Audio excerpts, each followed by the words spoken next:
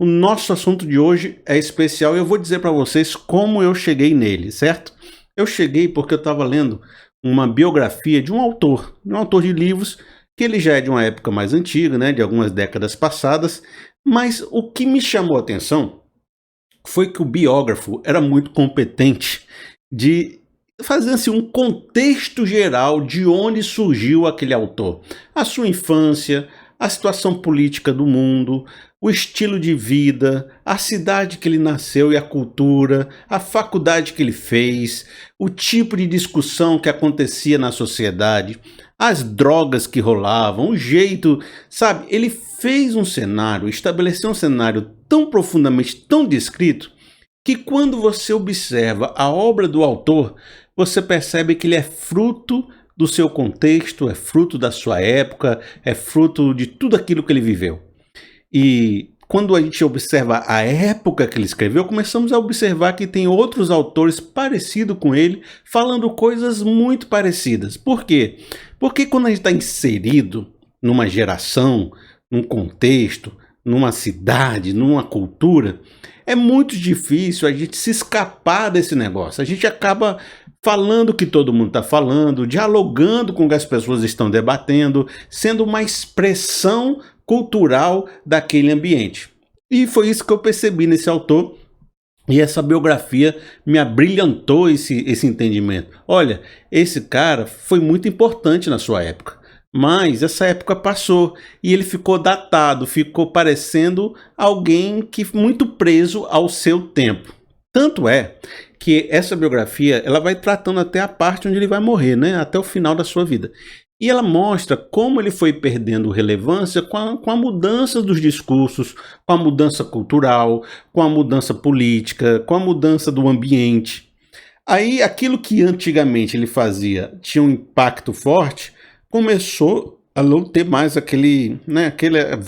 as vendas caíram, a repercussão do que ele escrevia já não era tão grande.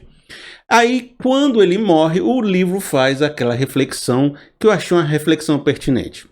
Quando ele morre, não está morrendo só um autor, está morrendo a voz de uma geração, está morrendo ainda aquelas últimas pessoas que conversavam naquele tipo de debate, naquele tipo de estilo de vida, naquele tipo de visão de mundo. Por quê?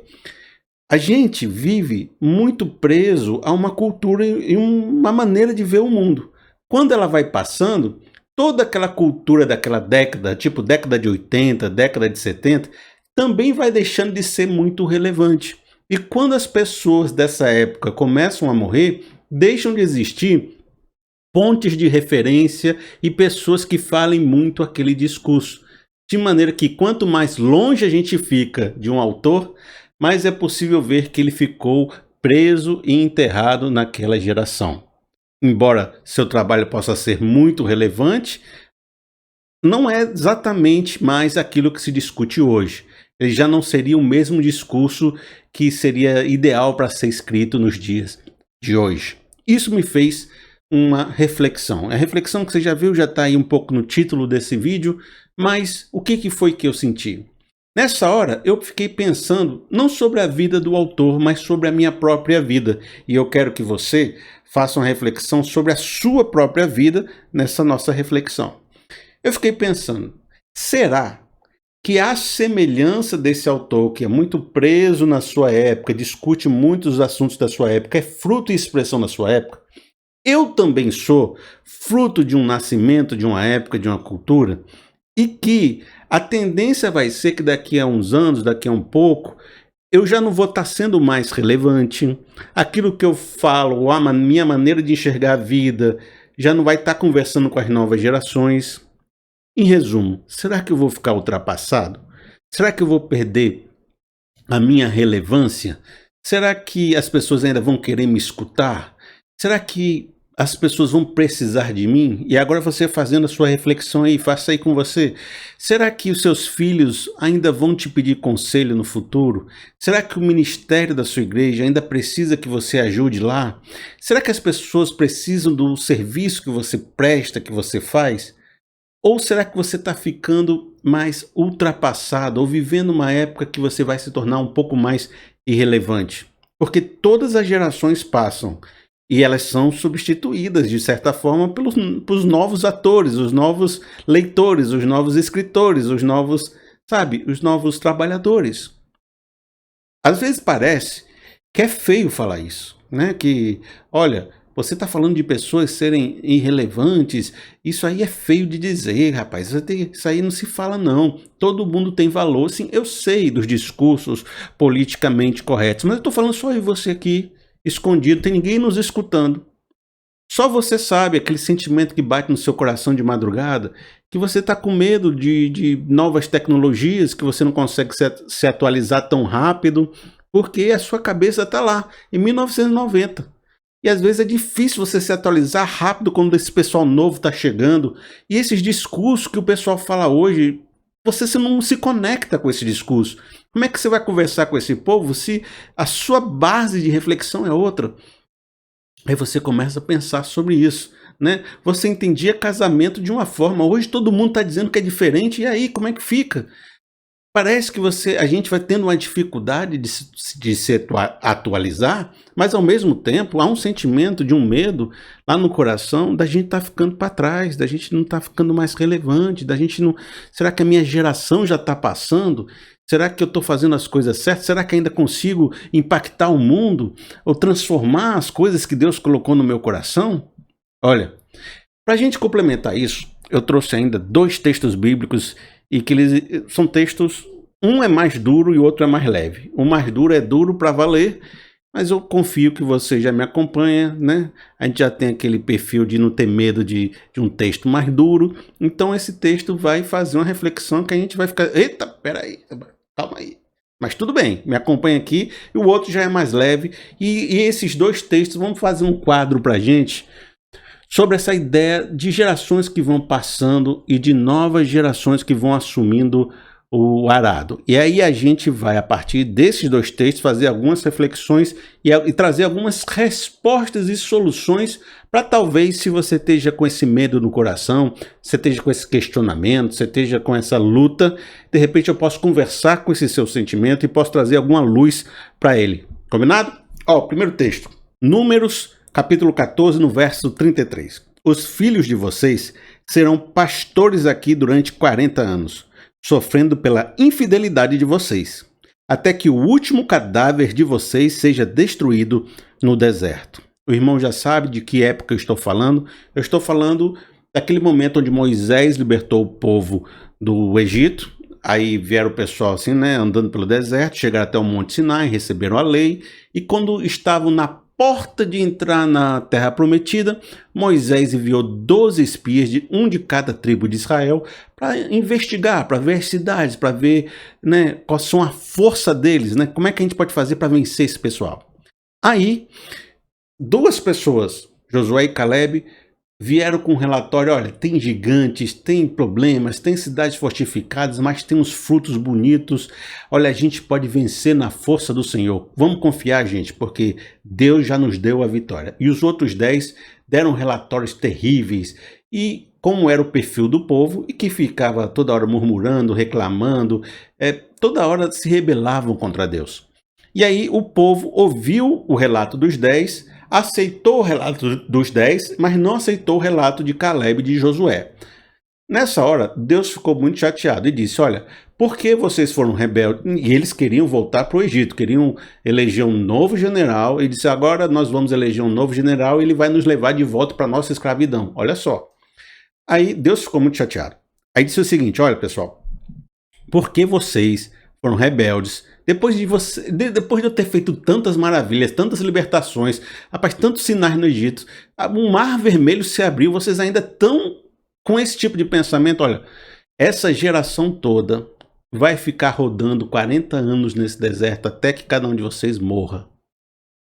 Porque a gente precisa de gente nova, com uma nova visão, com um novo coração, com a nova força. Porque a mentalidade de quem saiu do Egito é uma mentalidade que não crê, que não acredita, que não luta, que não tem coragem, que não tem fé, exceto Josué e Caleb. Por isso, é preciso que às vezes uma geração morra, uma geração de mentalidade, de visão, de fé, de crença, de percepção. Porque essa geração não consegue mais levar nossa comunidade adiante. Só uma nova geração será capaz de empunhar a fé necessária para conquistar essas cidades. Aí ele falou que o pessoal de 20 anos para baixo, lá no futuro, eles entrariam na Terra Prometida. Há outro texto que eu achei interessante, que pode servir para a nossa reflexão, é o texto que diz em João, capítulo 3, no verso 28. Quem está falando aqui é João Batista. Diz assim: vocês mesmos são testemunhas de que eu disse: eu não sou o Cristo, mas sou aquele que foi enviado adiante dele. É necessário que ele cresça e eu diminua. João Batista era a voz que clama no deserto. Ele foi o profeta enviado para preparar o caminho para Jesus. E ele fez seu trabalho excelente. Foi excelente, fez muito bem. Pregou em todas as cidades da Judéia. Era querido pelo povo todo. Anunciou o Messias, batizou ele. E na hora certa disse: o meu trabalho está pronto. Eu completei o propósito que foi me dado. Agora em diante, vocês têm que ouvir o Messias, o Cristo. É eles que vocês têm que seguir agora. Importante que agora, a partir desse momento, depois que eu encerrei o meu propósito, eu comece a diminuir. Eu não preciso mais chamar a atenção, eu tenho que sair de cena para que Jesus, o novo de Deus, o novo vinho, possa agora vir fazendo a obra que é a derradeira, é a melhor, é a nova geração, né? No contexto dele. É ele que você deve ouvir agora. Então, aqui você percebe, não uma pessoa teimosa nem rebelde que precisou morrer para uma nova geração alcançar a Terra Prometida. Aqui você está vendo um indivíduo que encerrou um ciclo na sua vida, encerrou um propósito e agora sai de cena porque a sua parte foi completa, a sua parte foi inteira. Ele terminou o propósito que ele tinha para fazer. Dois modelos, tanto um tem a ver com rebeldia, teimosia, de não conseguir ter a visão necessária para levar a comunidade adiante. O outro porque terminou o propósito que tinha e abriu espaço para o novo de Deus acontecer. Tanto um quanto o outro estão trabalhando a ideia de que gerações passam e outras gerações virão. E isso é algo natural, embora a gente ache que, mas isso não deve acontecer, eu tenho que ficar relevante até o final da minha vida. Não, mas acontece, vai passando, é natural, as coisas funcionam desse jeito. E aqui eu volto para a nossa pergunta, eu volto para nosso questionamento. Será? Porque eu quero responder esse questionamento, eu quero conversar com vocês sobre esse questionamento, mas será que o meu tempo já está passando? Quanto mais os anos passam, você está com quantos anos? Você está com 40, 45, 50, 55?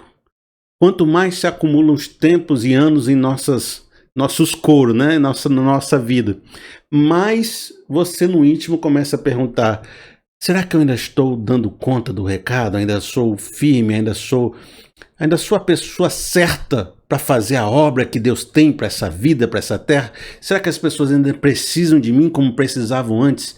Será que meu discurso ainda é relevante? Será que as pessoas ainda vão precisar daquilo que eu sei fazer? E se eu não conseguir me atualizar? E se eu não conseguir conversar com essa nova geração? Será que eu estou ficando para trás? Será que meu tempo já passou? Será que ainda existe alegrias e felicidades para me viver nessa vida? Olha, tenho 3 níveis de resposta para você. E olha que eu não estou falando que eu tenho 3 respostas exatamente, não é isso. Eu tenho 3 níveis de resposta. Uma seria a resposta imediata, aquela que já sai da minha boca sem eu pensar muito. Aquela que quando eu estou no culto eu daria, né? Ali no momento de oração eu já daria essa resposta. A segunda tem um nível mais prático argumentativo, onde eu vou elaborar 4 perguntas e 4 princípios para tentar te responder a esse questionamento de uma forma mais prática e argumentando para te abrir o consciente, a mente, te fazer uma autorreflexão, tá certo? E o terceiro nível, esse talvez seja mais difícil de você conseguir se identificar assim de cara, porque você vai ficar meio assim: onde é que você está indo, Felipe? Volta aqui. Mas tem a ver com espiritualizar esse processo para além da minha vida individual, tá certo? Vão comigo aqui? Vão me acompanhar? Pois bem, a primeira resposta é aquela resposta que eu já dei em vários momentos, você já me viu dando em vários vídeos, Mas quando você se pergunta, será que meu tempo já passou? Será que eu ainda tenho um propósito nessa vida? Será que Deus tem um projeto para minha história? A resposta mais imediata que eu tenho para você é aquela que diz que todos os dias Deus renova suas misericórdias sobre a face da terra. Que todo dia Ele nos deixa vivo para que a gente possa mais um dia glorificar seu nome, para fazer a missão que Ele tem para nós, para levar nossa cruz, sabe, para amar nossa família, para ser um cristão verdadeiro, sal e luz nessa vida, nessa terra. Por isso, Ele poderia já ter nos levado, se Ele achasse que a gente não tinha propósito para viver. Se Ele acha que eu não tenho nada o que fazer nessa terra, Deus teria me levado durante a noite, mas Ele renovou suas misericórdias sobre a face da terra e me deixou vivo. Por quê? Porque tem propósito para mim, tem propósito para você. Se você está nesse vídeo, é porque Deus nos chamou para algo importante. Nós estamos vivos, nós pensamos, nós raciocinamos, nós estamos fazendo essa reflexão. Por quê? Porque estamos vivos, Deus permitiu isso e Deus tem um propósito para nós. Senão Ele nos levava. É fácil de entender isso, é simples, mas é poderoso. Olha, enquanto a vida é esperança, enquanto você respira, tem propósito. Agora, com isso, eu não estou dizendo que você vai ter propósitos de ser o grande empresário, o dono de empresas, não sei quantos milhões de empregados. Nem estou querendo dizer que você vai ter assim aquela porta aberta daquele super concurso público para ganhar 30 mil reais por mês. Eu não estou dizendo de sucesso. De sucesso nos padrões desse mundo, de propósito, como o pessoal fala, de ganhar um microfone, ser famoso, gravar um CD, ter uma banda. Não é nada disso. Propósito, às vezes, é algo muito pessoal com Deus. É como se Deus tem algo para você. Às vezes não é coisa grandiosa, não. É coisa pequena. Por exemplo, Deus te ama e Deus quer caminhar contigo mais alguns dias. E Deus vai te deixar vivo porque Ele te ama e quer viver contigo, conversar contigo, estar contigo. Quer te dar a oportunidade para glorificar a Ele mais dias.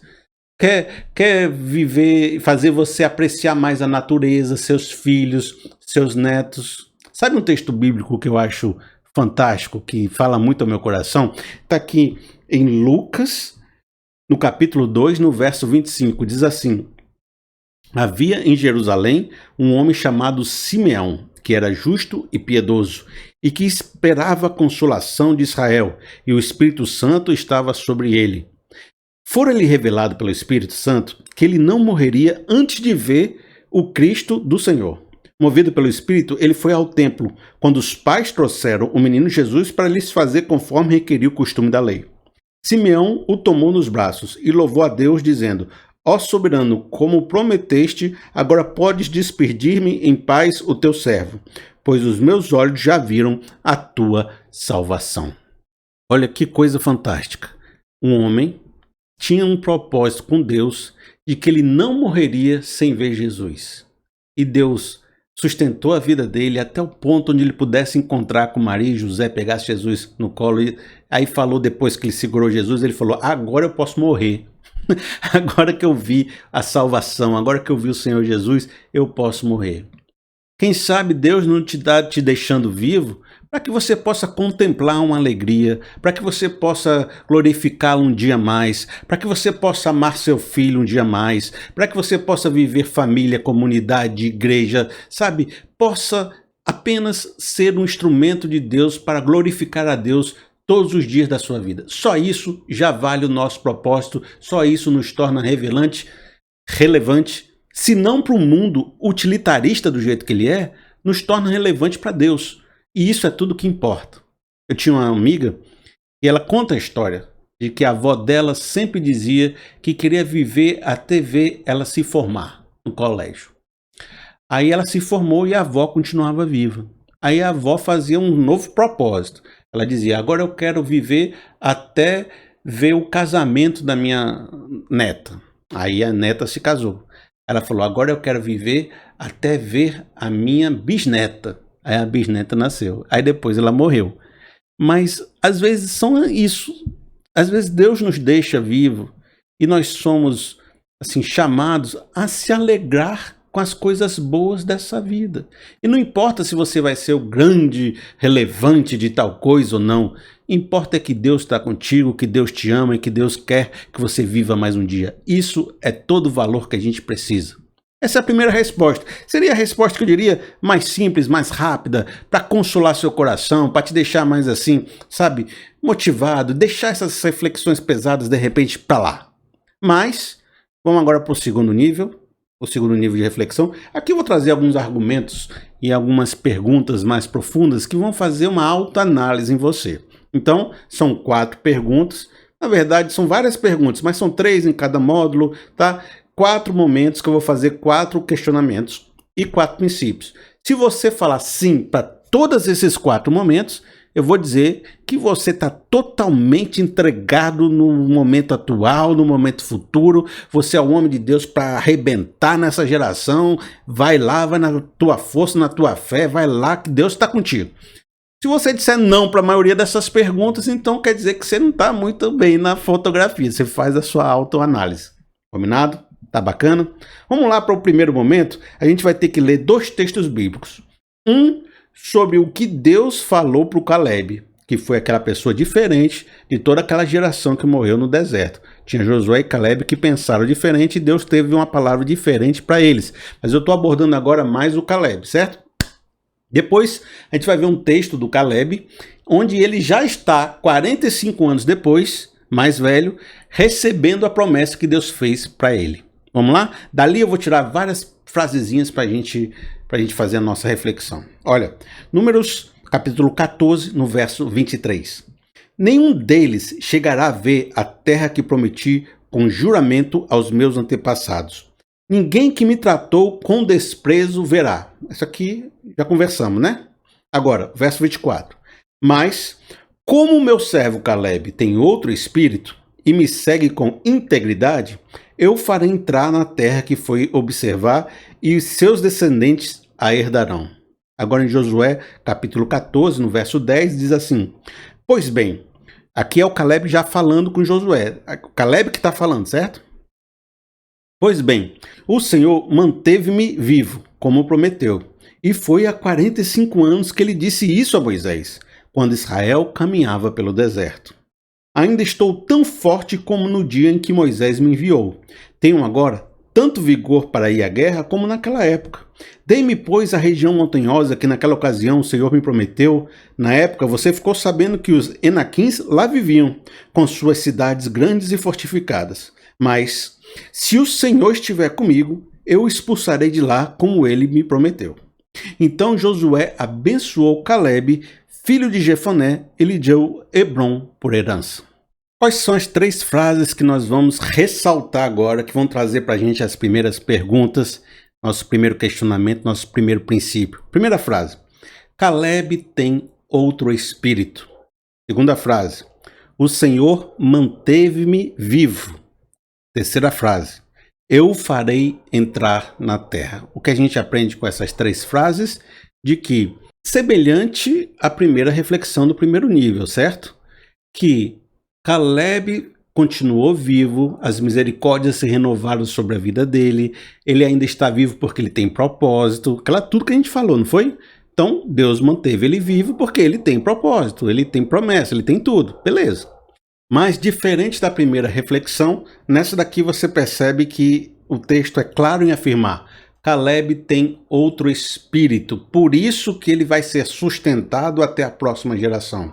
Ou seja, há uma qualidade espiritual no indivíduo que faz ele ser relevante para o próximo momento, faz ele ultrapassar a sua geração para a próxima.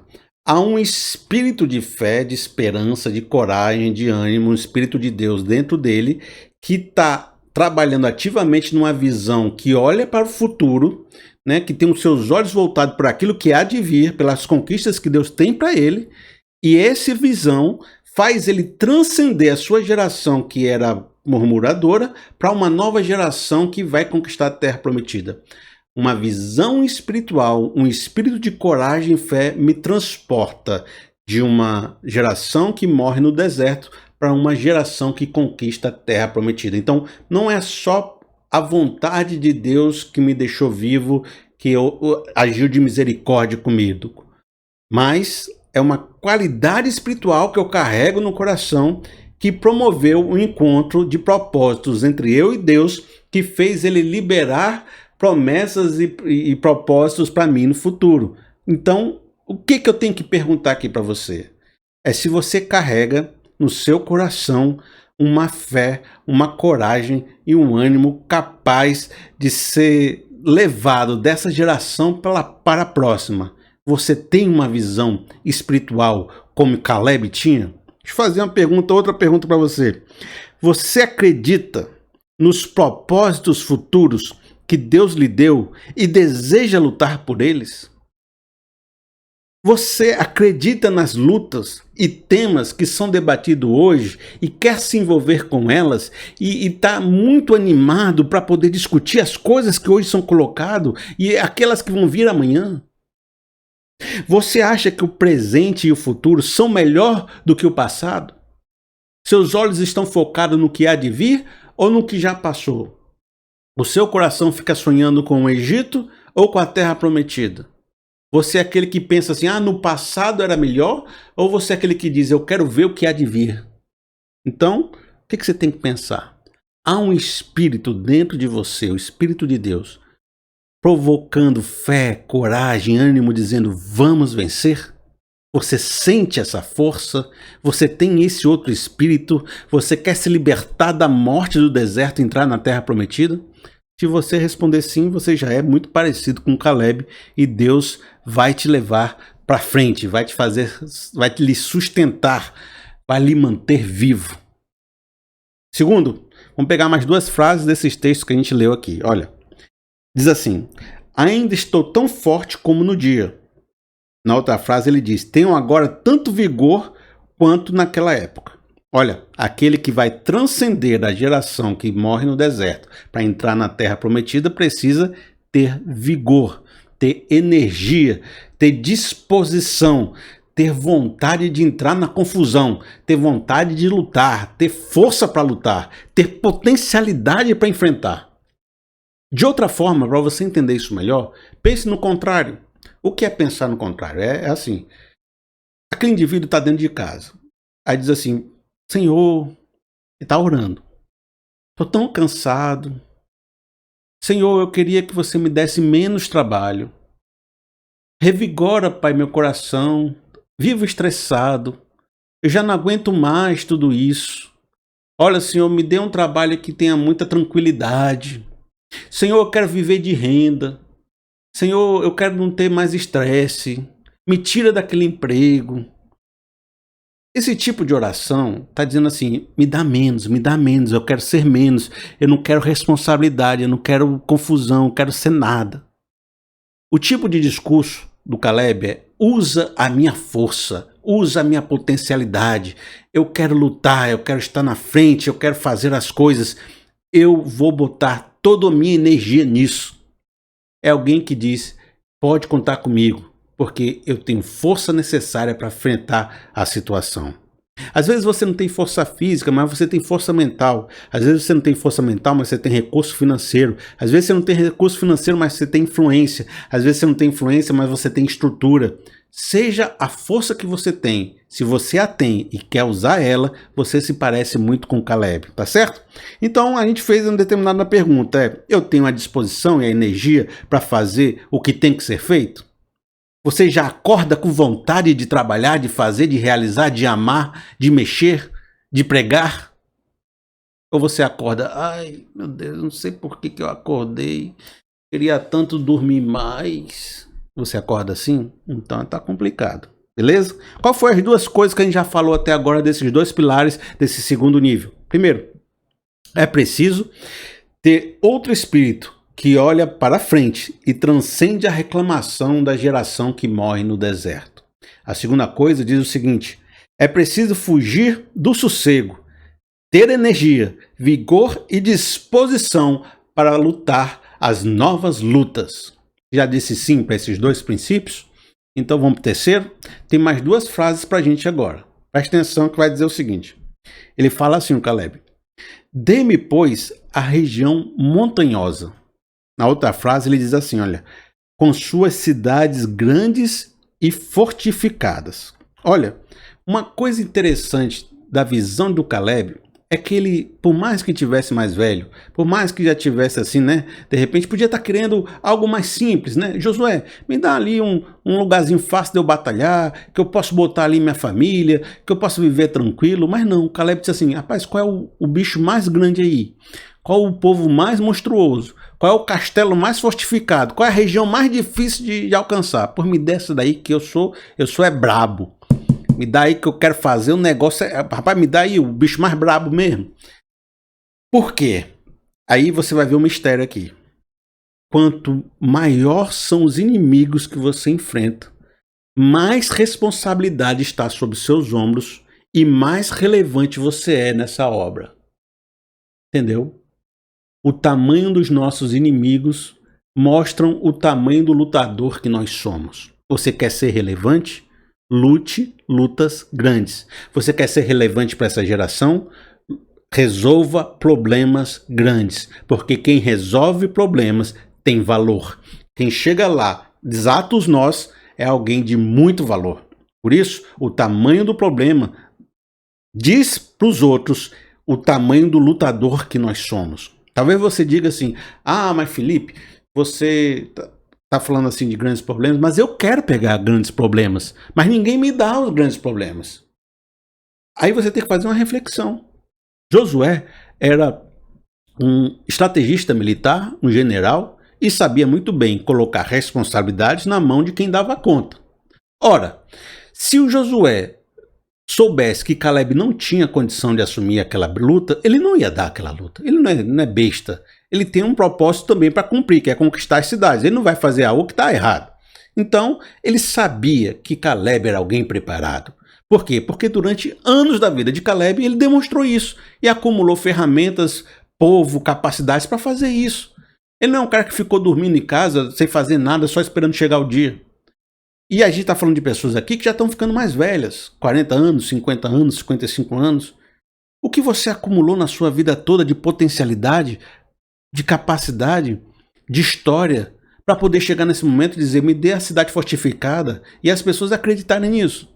Poxa, se você nunca fez nada e agora quer pegar a cidade fortificada, é claro que as pessoas não vão te dar. Mas se você tem uma história de construção, você pode chegar e botar a cartada na mesa, olha, me dê a cidade grande, e eu vou resolver esse negócio. Então, uma pergunta para nós é, você deseja resolver grandes desafios?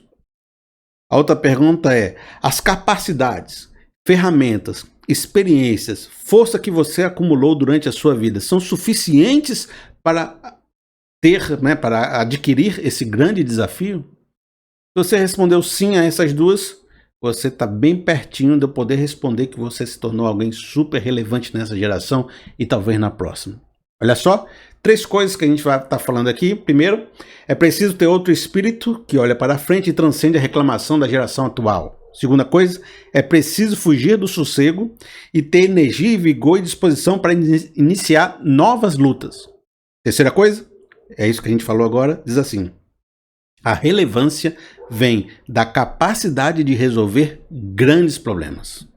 Vamos pegar mais 2 frases para a gente agora fazer uma nova reflexão para a gente chegar na 4ª pergunta. Olha só o que diz a frase assim, olha. Eu farei entrar na terra. Aqui foi a promessa que Deus fez a Caleb. Ele disse, eu farei entrar na terra. A segunda frase. Se o Senhor, aqui é Caleb falando. Se o Senhor estiver comigo, eu os expulsarei de lá como ele prometeu. O que essas 2 frases estão dizendo? Que Caleb tinha uma promessa. Olha, Caleb ia esperar 45 anos vivendo no meio daquele povo, passando dificuldades, sofrimentos, lutas, vendo todas aquelas pessoas que ele conheceu morrendo, vendo toda a geração passar, até chegar no dia que a promessa seria realizada. Ele precisava de força, de ânimo, de motivação. Por isso que nessa hora Deus derrama para a gente uma profecia. Deus diz, olha, meu filho, você vai entrar, se acalme, tem uma promessa para você. E essa promessa ajuda a gente a não se conformar com a realidade e dizer, eu tenho um futuro melhor porque Deus me prometeu, eu vou aguentar porque eu tenho promessa, a promessa me dá força, a promessa me leva adiante. Então, Caleb conseguiu ultrapassar a sua geração e não se conformar com ela e ir para um novo momento para conquistar a terra prometida, porque ele guardava no seu coração uma promessa de Deus. Aqui já está claro que a pergunta que eu vou fazer para você é bem simples. Você sabe nomear uma promessa de Deus sobre a sua vida? Segunda pergunta. Qual é a promessa que sustenta o seu ânimo, o seu emocional, a sua motivação? Porque sem promessa vai ser difícil, porque no dia que mais difícil, que tudo estiver caindo, é nela que a gente se segura. Olha, Deus me deu isso no meu coração. Ele falou que era para mim seguir esse caminho, porque eu tenho esta palavra, eu não vou desistir. Viu aí as 4 perguntas? Você tirou que nota? Nota 10? Respondeu tudo sim? Vamos de novo aqui. Eu vou citar as 4 perguntas, você vai dizer sim ou não para cada uma delas, certo? Não vou citar as perguntas, vou citar os princípios. É preciso ter outro espírito que olha para frente e transcende a reclamação da geração atual. Você tem esse espírito, tem essa fé, tem essa coragem, tem esse ânimo, olha para frente, não olha para trás? Sim? Sim. 2. É preciso fugir do sossego e ter energia e vigor e disposição para iniciar novas lutas. Você acorda motivado? Você tem vigor? Você tem força? Você tem potencialidade? Você tem estruturas? Sim? 2 sim, hein? 3. A relevância vem da capacidade de resolver grandes problemas. Você tem um grande inimigo, você tem um grande desafio, você tem algo que você precisa resolver e está chamando para si a responsabilidade. Sim também? 3? Show. 4. As promessas que eu carrego são a evidência que a minha história está de pé. Você tem promessa de Deus? Sim. 4 sims. Amigo, você saiu daqui com nota 10. Você tem propósito, você é relevante, você é peça fundamental da ação de Deus nessa vida e seu futuro na nova geração está garantido porque você vai fazer grandes coisas em nome de Jesus. Primeiro nível de resposta. Segundo nível de resposta. Vamos para o terceiro nível? Terceiro nível, eu quero falar com vocês agora sobre 2 frases também da que a gente leu, só para a gente dar o start. Diz assim: e seus descendentes a herdarão a terra. A outra frase é de Josué para Caleb, que diz assim: e lhe deu Hebron por herança. O que essas 2 frases estão falando? E aqui eu já estou no terceiro nível de resposta, tá certo? Nós vamos começar agora uma reflexão que vai para o mundo espiritual. Ora, aquela geração que morreu no deserto, morreu para que a sua visão morresse, para que a sua maneira reclamona de ver a vida ficasse no passado, para que aquele povo que não tinha fé, sabe, pudesse abandonar seus velhos modos, para que uma nova geração surgisse, uma nova geração corajosa, sabe? Então aquele povo precisava morrer, ficar, aquela visão não podia ser passada para frente. Quando Deus fala para Caleb que a sua geração vai continuar, que vai receber herança, que a sua história vai estar assim garantida para frente, ele não está só falando de conforto, de bens, de prosperidade para a família do Caleb. Ele está falando que a visão de fé do Caleb vai ser transmitida para seus filhos e ele vai continuar levando essa fé, esse Espírito Santo por meio das palavras, das histórias, dos testemunhos para frente. Assim como no passado, esse testemunho chegou até ele. Porque aqui, se você prestar atenção na história bíblica, há uma promessa, uma herança e uma palavra de salvação que está sendo dita desde lá do Gênesis até o Apocalipse. E essa palavra está sendo passada por herança de geração em geração, de geração em geração, até chegar no Caleb, que agora vai passar para suas filhas e adiante. Ou seja, há uma história muito maior acontecendo, que é a história bíblica de milênios, da qual a história do Caleb é só um ponto nessa curva.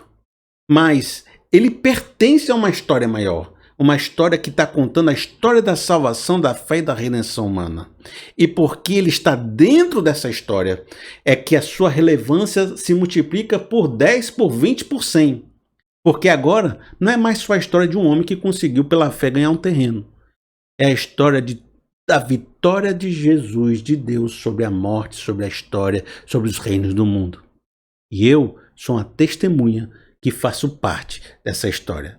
E se eu faço parte de uma história eterna, que atravessa milênios, Eu nunca vou poder ficar ultrapassado por uma geração da década passada ou da década futura, porque a história da qual eu pertenço, que é a história da salvação, tem milênios, tem milhares de gerações, atravessa os séculos, atravessa as culturas, atravessa os dizeres, as conversas, as doutrinas. Quando eu luto essa luta de Deus, quando eu sou parte do povo de Deus, eu também entro numa história de relevância que é muito maior do que eu, e eu me torno relevante não porque eu fiz algo muito especial, mas porque eu sou parte da família que carrega essa promessa. Vejam só o que diz Gálatas 3 no verso 29. E se vocês são de Cristo, são descendência de Abraão e herdeiros segundo a promessa. Nós somos herdeiros dessa promessa. Olha, dar uma olhadinha de como essa promessa é algo panorâmico, grande, que está vindo desde lá do Gênesis até nós, até hoje e até o futuro. Vai em Atos 7, veja a pregação do diácono Estevão lá no templo. Você vai ver que ele vai começar a falar desde Abraão, que recebeu a promessa de Deus, que ele saiu sem saber para onde ia, que ele foi atrás da terra prometida, que ele teve Isaac, foi a promessa da descendência, que ele teve Isaac, Isaac teve Jacó, Jacó teve os 12 patriarcas, eles fizeram as tribos, né? Eles vão ser aqueles que vão formar as tribos. Aí teve José, que foi expulso, foi levado para o Egito, lá ele se tornou governador, esse levou sua família para morar no Egito, que lá eles cresceram, se multiplicaram, viraram um povo. Esse povo foi escravizado, foi oprimido. Aí Deus levantou um libertador que foi Moisés, que foi lá, deu as pragas, deu o mar vermelho, libertou o povo. O povo então ganhou um tabernáculo, uma lei, sabe, caminhou pelo deserto. Aí veio Davi, veio os profetas. Aí você vai ver Hebreus 11, que também vai contar as histórias todinhas da Bíblia, dizendo: essa nuvem de testemunhas está fortalecendo a nossa fé e dizendo e mostrando a história da salvação. Paulo e Pedro vão falar que nós somos cartas vivas escritas pela mão de Cristo, não escritas em tábuas, mas em corações humanos.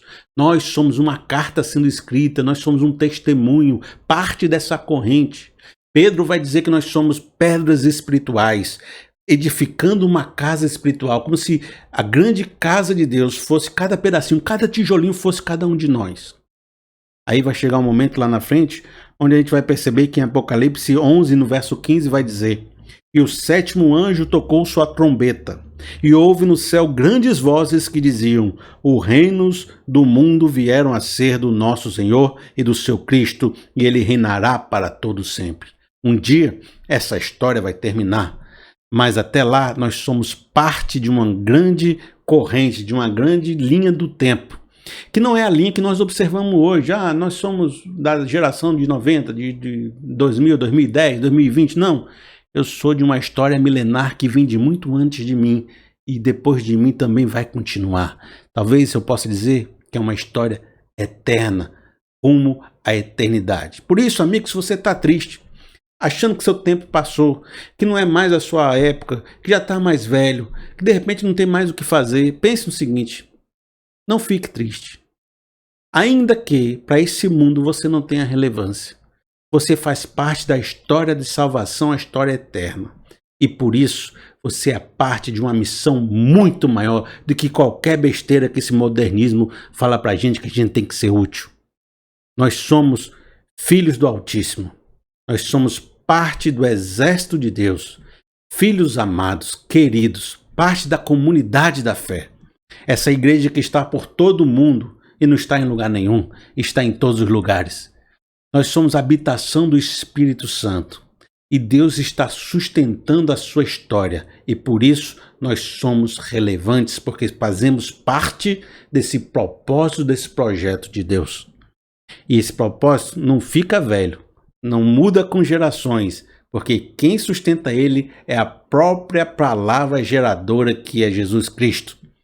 Céus e terras passarão, mas as minhas palavras não passarão. Não fique temeroso. Ainda que tudo se perca, Deus vai estar conosco.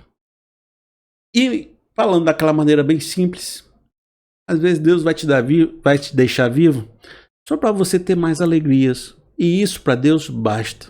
E se para Deus basta, calma seu coração. aquele que é o criador do universo, está feliz com a sua vida, está lhe deixando vivo, está lhe amando, e isso já deveria ser uma grande alegria para todos nós. Falando pessoalmente, eu tenho um sentimento no coração que eu poderia compartilhar com você, veja se faz sentido. Às vezes as pessoas chegam para mim e dizem assim: Felipe, você deveria fazer tal estratégia para poder ganhar mais seguidores, você deveria fazer tal coisa para o seu canal crescer, se você fizer seu Instagram dessa forma e tal. E eu digo assim: amigo, eu estou tranquilo. Sabe por quê? Porque eu vou ser do tamanho que Deus quiser que eu seja. Eu acredito tanto em Deus que eu não deixo de fazer o que tem que ser feito. Mas eu não fico desesperado por causa de uma coisa ou outra, porque eu confio de que, se Deus quiser, Ele me coloca onde Ele quiser. E se Ele me colocar lá para grandes pessoas, amém. Ele me colocar para poucas pessoas, amém também. Seja no vale, seja no monte, Deus é Deus. E eu relaxo, fico tranquilo com meu coração em relação a isso. Se um dia minha história passar, eu vou fazer que nem João Batista. Importa que eles cresçam e eu diminuo. Mas se até lá Deus me sustentar, eu vou dizer como Caleb: até aqui Deus me sustentou. Tenho tanto vigor como antes. Vou lá para a luta, me dê uma cidade grande, que a gente faz a obra. Que essa seja a sua palavra também, tá certo? Combinado? Bacana? Receba essa palavra em nome de Jesus. Eu vou ficando por aqui, mas antes eu quero dar aquela oportunidade para você que eu tenho dado em todas as minhas últimas palavras. A partir de agora, eu tenho sido sustentado muito pelo YouTube, né? Meus recursos vêm daqui. E para você me ajudar de uma forma muito especial, muito direta, você pode se tornar membro desse canal. Aqui embaixo tem um botão de se inscrever. Aqui é para você só se inscrever para você receber nosso conteúdo, as notificações. Aproveita e aperta o sininho. Mas do lado tem um botão Seja Membro. Aqui você pode contribuir com R$7 para mim me abençoar no meu recurso financeiro, para me viver. Não vai ter nenhum benefício a mais, é só para me abençoar. Tem gente que não quer se envolver com o YouTube, não quer botar cartão aqui, nem nada, beleza. Mas é seguro, é o Google, né? Não tem nada assim, não é nenhum negócio esquisito, é o próprio YouTube, né? Mas eu quero mandar um Pix para mim, às vezes quer até mandar até um valor maior. Eu agradeço muito, muitos de vocês têm feito isso, né? Então, olha, meu Pix é pr.felipeseabra@gmail.com pr.felipeseabra@gmail.com. Também está na descrição desse vídeo. No mais, muito obrigado pelo apoio de todos vocês. Que Deus nos abençoe. Até a próxima semana.